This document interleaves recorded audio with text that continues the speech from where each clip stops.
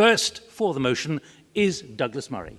Founded the Centre for Social Cohesion, which was integrated with the Henry Jackson Society, described by some as a right-winger. He's also the author of several respected books, including Neoconservatism, Why We Need It. Your time starts now.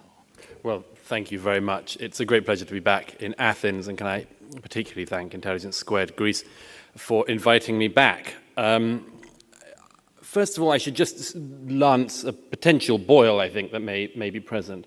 It's not going to be my contention tonight, I don't think it's going to be my side's contention that immigration is only a bad thing, that it only brings negatives. That is not what I believe, and it's not what I'm going to argue tonight. Of course, immigration has historically and can still bring some good things. It's also important to make the following point. The immigration debate, as the short film, which is much in support of the other side's case tonight that you've just seen, has demonstrated, is forever mixing up issues. Legal and illegal immigration, for instance, are totally separate things. The law is on one side and not on the other. Economic migration is one very distinct thing and very separate, for instance, from asylum. It is my belief that Europe should remain open to asylum seekers, that people who are genuinely fleeing persecution in other places should be able to find a sanctuary in Europe. So that is not one of the things that this side is going to be arguing against tonight. Of course, there has been some immigration across history on our continent. There have been Huguenots, Jews in Britain, we had Ugandan Asians. All of these things have gone on for many years, but not at all on the scale which we have seen in recent years. Let me give you a couple of figures just from the country I know best, my own, and give you just two examples. It's forever said in Britain, well, we've always been a nation of immigrants and so on. That is at best a lie. After 1681, we're always told about the Huguenots. After 1681, 50,000 Huguenots entered Britain. That was over the course of decades.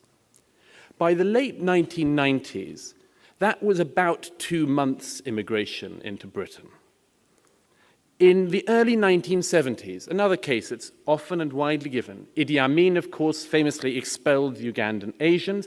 Britain rightly took a large number in. We took about 30,000 in. 30,000 in that period. 30,000 people were 6 weeks immigration by the 1990s. So we are talking about a scale that is totally different from anything that has gone before. And there's an additional point. All the politicians have got it wrong. All of them. All of their predictions have been wrong. Every time they have made a pronouncement about this, it has been wrong. In my country, we were told that when Poland and Polish workers were going to be allowed to come in, the Labour government said it'll be a few thousand, 650,000. That is an enormous magnitude to get something wrong, even for government. The recent census that's just been published at the end of last year in Britain demonstrated this. People who identify, after this massive period of mass immigration, people who identify themselves as white British people are now a minority in their capital city of London. We cannot expect that this will not have political consequences, and we cannot expect that people across Europe aren't going to feel something about that. If you become a minority in your own city, you are going to feel something about that. Of course, there are not only bad things that come from this, but there are some distinctly bad things that come from it. Just this morning, the papers have shown in Britain that 28,000 Romanians in the UK have been held for crimes in the last 5 years. 28,000. There are only 68,000 Romanians in the country. Anyone who pretends that that isn't a problem has to address figures like that. It isn't nothing that almost half of the Romanians in the UK have been detained at some point in the last 5 years on criminal charges. We have the problem, additionally, when migration happens at this speed, of the problem of integrating people. I wish it were possible to integrate people. I think it is possible to integrate people into Europe.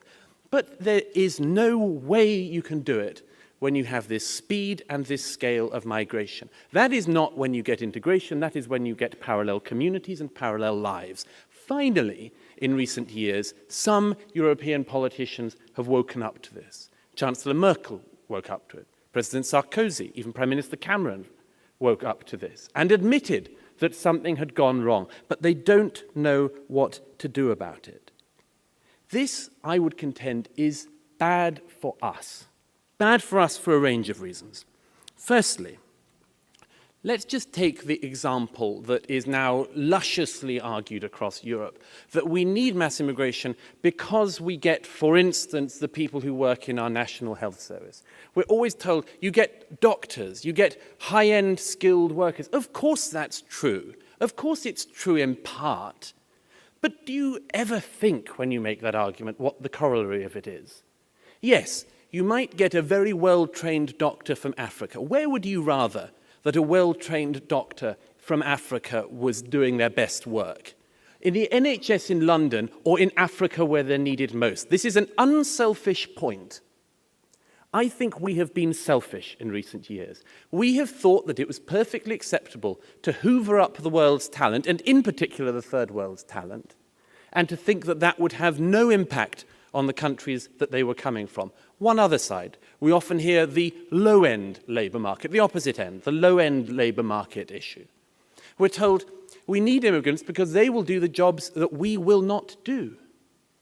How much of an indictment is that on our societies that people can continue to argue that?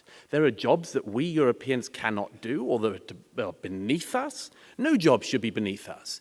If we need street sweepers, we sweep the streets. We don't import people from other countries to do it. It's an appalling habit we have got into, and we need to wean ourselves off this habit of mass migration. It is the right, I would contend, of European people, just like people from everywhere else in the world, to have an identity.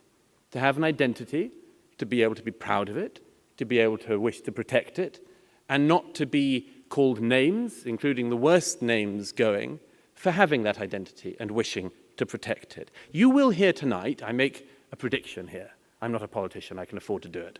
I make a prediction. The other side will tell you that nothing can be done. That mass migration is something which we're just going to have to live with.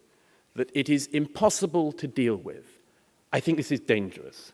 Very, very dangerous. It is a dangerous thing to say when public opinion across Europe wants something to be done, that nothing can be done.